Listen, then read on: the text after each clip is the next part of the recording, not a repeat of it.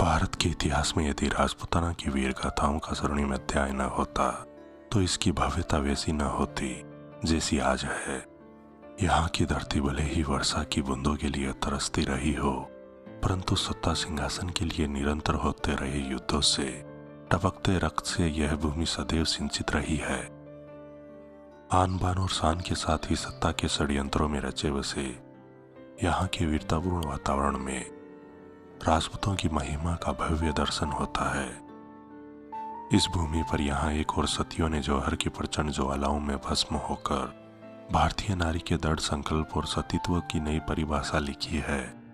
वहीं दूसरी ओर स्वतंत्रता प्रिय राजाओं और अन्य राजपूतों ने अपनी मातृभूमि की रक्षा में अपने प्राण तक अर्पण कर दिए हैं। महान बप्पा रावल की संतति ने राजपूताना को अपने रक्त से सिंचित करके इस राजवंश का गौरव बढ़ाया और राजपूती शान का वर्चस्व बनाए रखा। मेवाड़ की गौरव गाथा में ऐसे अनेक वीर और वीरांगनाएं हुए हैं जिनके बारे में सुनकर आश्चर्य होता है और रोमांच भी। मानवीय गुणों की ऐसी कौन सी धाराएं हैं जो इस राजवंश में न बहती हो। महान प्रतापी महाराणा कुंभा के पुत्र महाराणा रायमल के पुत्र महाराणा संग्राम सिंह जी की वीरता किशोर आयु में ही दिखने लगी थी। ज्येष्ठ भ्राता युवराज पृथ्वीराज और अनुज जयमल की अपेक्षा संग्राम सिंह वीर भी थे और उनके मुख पर वीरता धीरता तथा संयम और साहस झलकता था। राजा रायमल को वैसे तो अपनी सभी संतानों से प्रेम था, परंतु मझले पुत्र संग्राम सिंह से उन्हें अपार स्नेह था और यही स्नेह ज्येष्ठ पृथ्वीराज को संकित कर रहा था।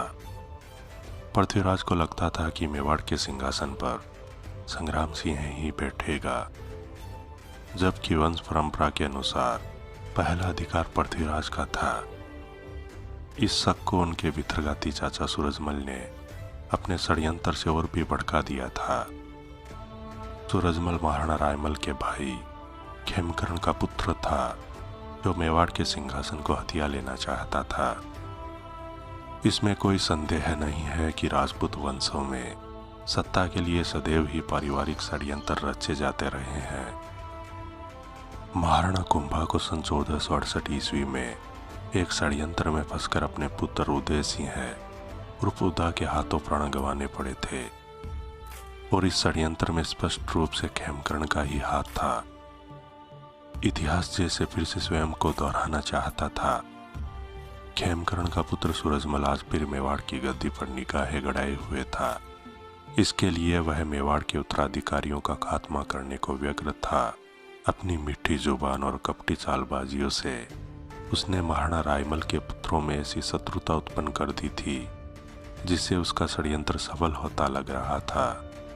सूरजमल के षड्यंत्र में फंसकर पृथ्वीराज और संग्राम सिंह एक दूसरे के रक्त के प्यासे हो उठे थे और इसका लाभ तीसरा राजकुमार जयमल उठा रहा था जो सूरजमल के ही शतरंज का एक मोहरा था।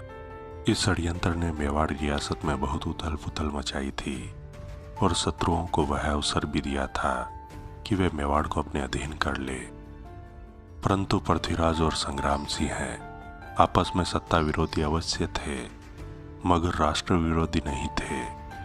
मेवाड़ की रक्षा में वे अपने प्राण भी दे सकते थे, मगर इन्हीं षड्यंत्रों और घात प्रतिघातों पर इन राजपूतों के पराक्रम का प्रहार होता रहा और मेवाड़ का गौरव न केवल संरक्षित रहा अपितु महाराणा सांगा के नेतृत्व में दूर दूर तक फैलता गया।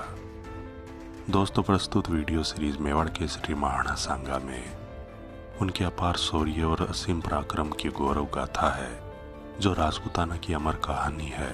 आशा है आपको यह पसंद आएगी।